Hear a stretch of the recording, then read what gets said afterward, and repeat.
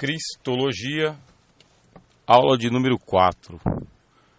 Nós, até este momento, vimos na aula de número 1 os nomes e os títulos de Jesus Cristo, o que significa o seu nome. Na aula de número 2, falamos sobre a pré-existência de Jesus. Na aula de número 3, falamos sobre Jesus no Velho Testamento. Agora, nós estamos no ponto de partida, que é o Evangelho. Falaremos sobre o nascimento virginal de Jesus e também a sua natureza humana. Para nós, aqui no século XXI, eu já disse e vou repetir, a cristologia já chegou como um produto acabado. Tudo está pronto, basta crermos. Mas a história da igreja nos mostra que houve um problema muito sério durante quase 500 anos para que a igreja chegasse ao ponto em que nós estamos hoje. Hoje aceitamos com facilidade que Jesus Cristo é plenamente homem e plenamente Deus. Mas, lá no segundo século, depois da morte dos apóstolos, as doutrinas que eles haviam ensinado sobre Jesus, elas foram combatidas, invertidas e apregoadas de outra forma, diferente da dos apóstolos. Entre estes estavam os gnósticos. Gnósticos eram religiosos vindos de várias religiões místicas e que também se adentraram ao cristianismo. Quando o fizeram e entraram em contato com a doutrina de Jesus Cristo, eles fizeram uma mescla entre as doutrinas secretas, místicas, que eles tinham nas religiões orientais, com as doutrinas dos apóstolos. E houve uma confusão muito grande por causa da revelação sobre a divindade de Jesus e a sua humanidade. Duas naturezas, divindade e humanidade. Como entender isso? Os gnósticos, eles entendiam de uma forma, a cristandade de outra forma.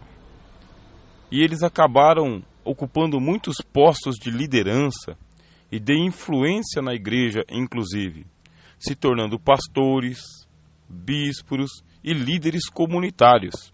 Ensinavam um outro Cristo.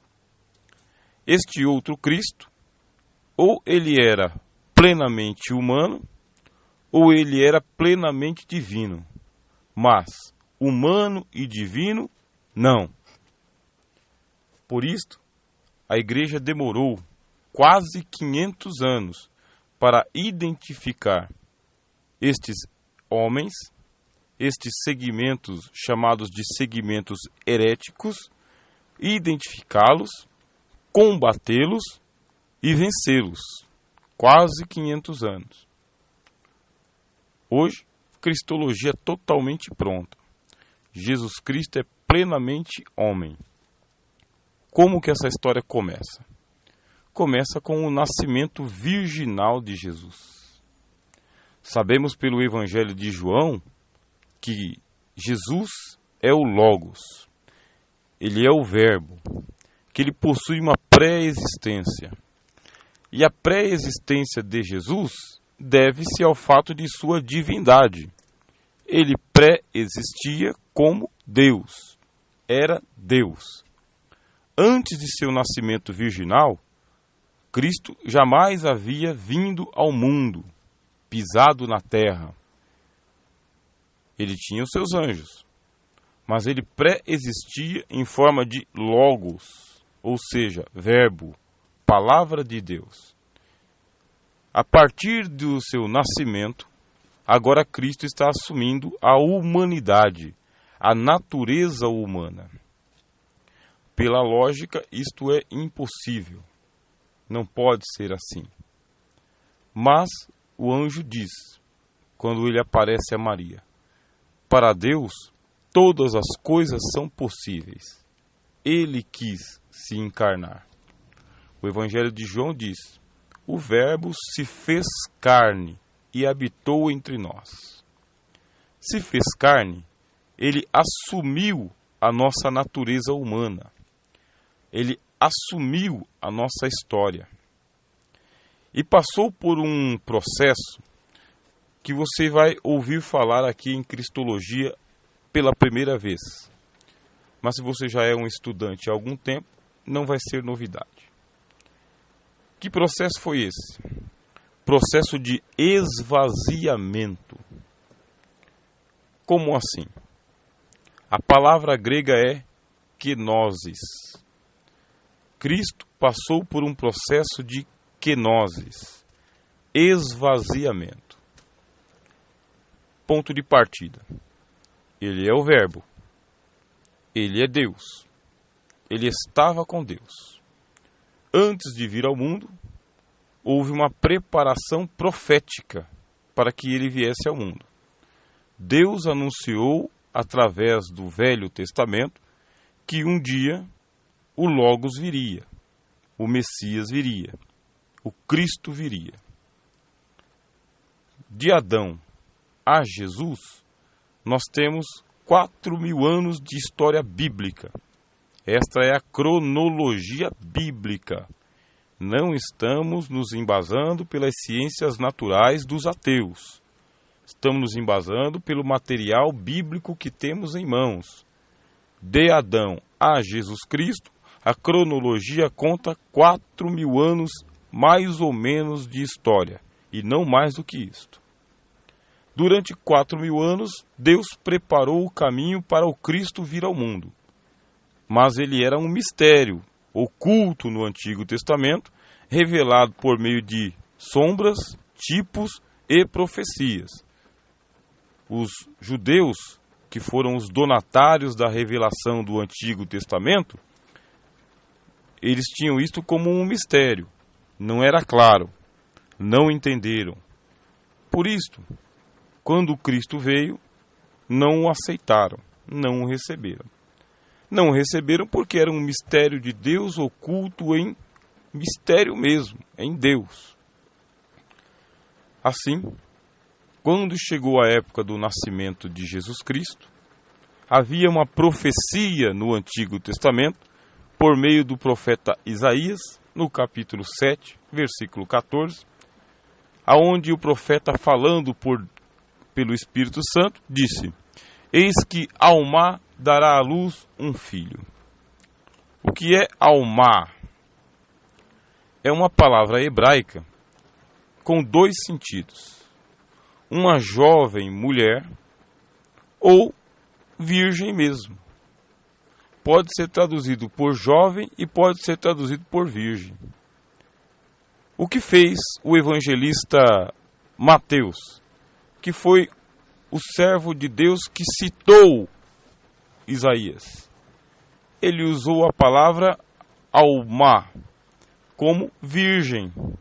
Eis que a virgem conceberá e dará à luz um filho. Esta profecia messiânica, ela foi proferida 700 anos antes do nascimento de Jesus. Chegou a época, o anjo Gabriel, que assiste diante de Deus, veio a Maria. Maria recebeu o Espírito Santo, e o Espírito Santo, ao descer sobre Maria, gerou Cristo em seu ventre, em seu útero. E este processo de trazer o Logos completo, perfeito, absoluto, o Filho de Deus, para o vazio do ventre de Maria, é chamado de kenosis, esvaziamento. O fato do Verbo se fazer carne é você pegar o absoluto e transformar no relativo. É você pegar a totalidade e transformar na particularidade, na fração. É você pegar o oceano e colocá-lo dentro de uma seringa, um recipiente. É você pegar o todo e e colocá-lo dentro de um oco. Esse processo é esvaziamento. Deus se esvaziou de toda a plenitude de sua divindade, com todos os seus atributos naturais, onisciência, onipotência, onipresença. Ele pegou todos esses atributos naturais da divindade e os encaixotou, os embolsou, esvaziou-se deles, os deixou com o Pai. E ao deixar esses atributos com o Pai, agora ele vem ao mundo por um processo de esvaziamento absoluto, completo e total. Em teologia, nós usamos o termo kenosis. Ele passou por uma kenosis, um esvaziamento. E o Verbo se fez carne e assumiu a natureza humana. Qual é o problema desta revelação? A natureza humana foi gerada a partir do código genético de Adão. Jesus, ele é apresentado em duas genealogias. A genealogia de Mateus e a genealogia de Lucas. A genealogia de Mateus nos leva até Abraão. A genealogia de Lucas nos leva até Adão. A genealogia de Mateus apresenta Jesus como sendo o filho de Davi e de Abraão. A genealogia de Lucas apresenta Jesus como sendo o filho do homem até Adão e Adão de Deus. Mostra-nos que Jesus, ele possui a plenitude da natureza humana. E se falo de plenitude da natureza humana, eu preciso falar, mas a natureza humana não é pecaminosa? Se a natureza humana ela é pecaminosa, como que o Logos pode assumir a pecaminosidade? E aí foi onde eu comecei aqui dizendo para vocês que os gnósticos não aceitavam isto. Não aceitavam porque para eles a carne humana, termo grego que nós pronunciamos sarx, a carne humana ela é impotente, fraca e imunda. Não pode abrigar o Logos. Por isso, para os gnósticos, e eram muitos, você vai encontrar os gnósticos chamados de ebionitas e outros gnósticos chamados de docetas. Qual que é a diferença entre ebionitas e docetas? Os ebionitas, eles diziam o seguinte: Jesus, ele nasceu de um nascimento natural entre José e Maria. Preste atenção na heresia. Hoje você está com a cristologia purificada, depurada, pronta e acabada. Você não tem esse problema. Mas os cristãos do segundo século, com os seus pastores, ensinavam assim, pastores gnósticos. Jesus nasceu de Maria e José, naturalmente, normalmente. E Jesus nasceu naturalmente, normalmente, e passou 30 anos de sua vida sem saber de nada, como um homem comum. José e Maria geraram Jesus e Jesus levou uma vida comum até os 30 anos. Chegados os 30 anos, Jesus ele foi participar do batismo de João. Ao entrar na água do batismo, naquele momento, o Espírito desceu sobre Jesus e o Logos assumiu a carne de Jesus.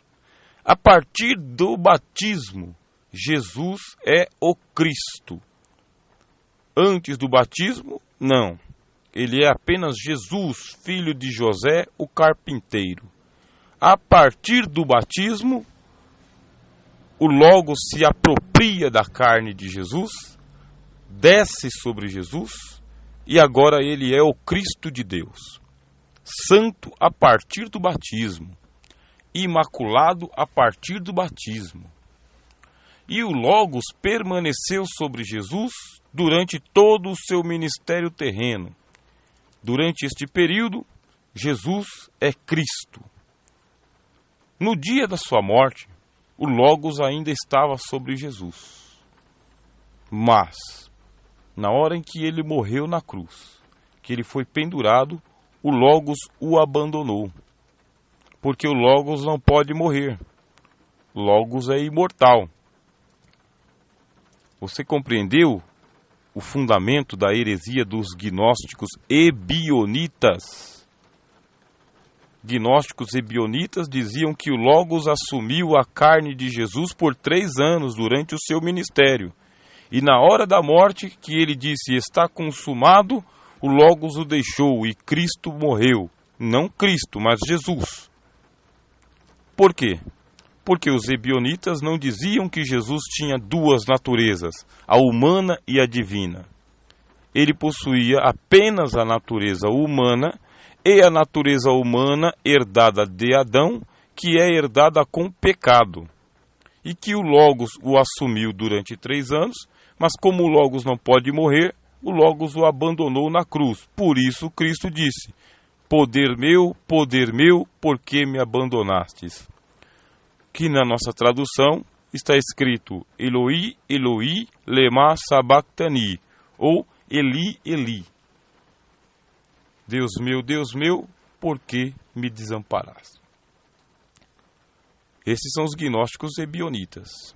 E os docetas? O que diziam os gnósticos docetas? Eles diziam que em momento nenhum o Logos se encarnou. Não se trata de 3 anos de o Logos haver se encarnado. Em momento nenhum. O que aconteceu? Aconteceu que Jesus tinha aparência humana, mas era só uma aparência, um holograma, uma projeção. Mas em todo o tempo o Logos era divino. E aquela história da encarnação, do nascimento virginal? Os gnósticos descartavam totalmente. Eles não aceitavam que houvesse um nascimento virginal humano de Jesus. Simplesmente a partir de João, Jesus Cristo surgiu, pregou, fez milagres, andou sobre as águas e esteve aparentemente entre nós, com aparência humana. Aparência humana. E ele fez um espetáculo. Por que o espetáculo? Porque deu a impressão de que ele estava sendo crucificado, mas não era ele quem estava sendo crucificado. Quem foi crucificado? Simão Cirineu. Sabe aquele Simão Cirineu que ajudou Jesus a carregar a cruz? Os gnósticos diziam o seguinte: naquele momento em que Jesus estava ali ante Anás e Caifás, ainda está acontecendo uma representação do Logos. Quando ele vai carregar a cruz, dá a impressão que ele está carregando a cruz, mas ele não está, porque o Logos não pode sofrer.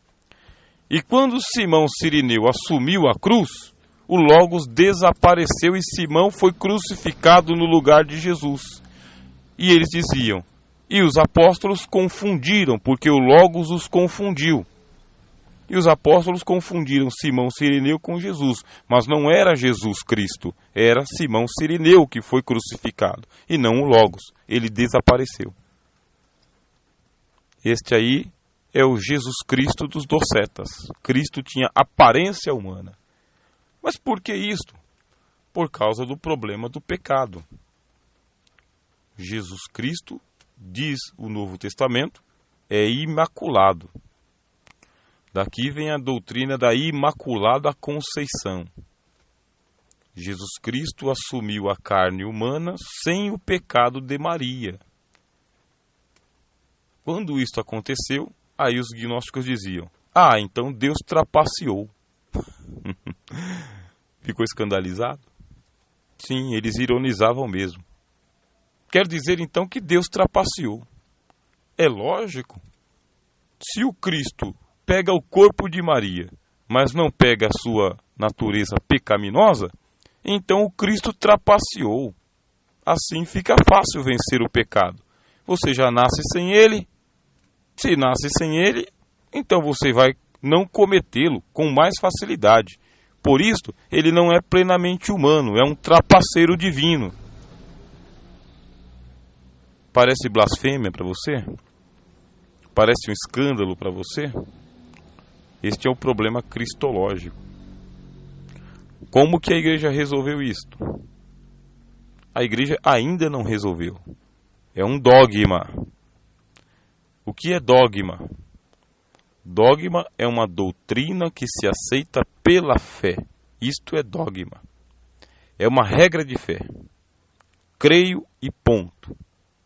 A igreja ensinou, com base no Novo Testamento, não sei explicar, mas creio.